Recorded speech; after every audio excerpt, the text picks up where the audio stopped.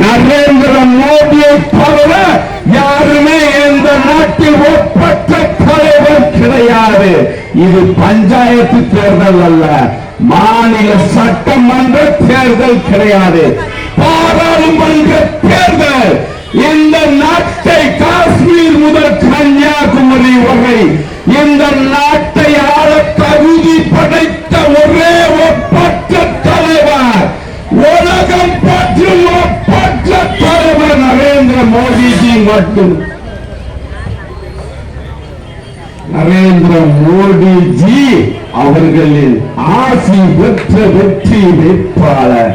நம்ம அண்ணாச்சி சொல்றாங்க, தாமரை சின்னத்திற்கு ஓங்கி பயங்கட்டவனை மக்கள் மனசுல பதிய வைக்கிறோம்.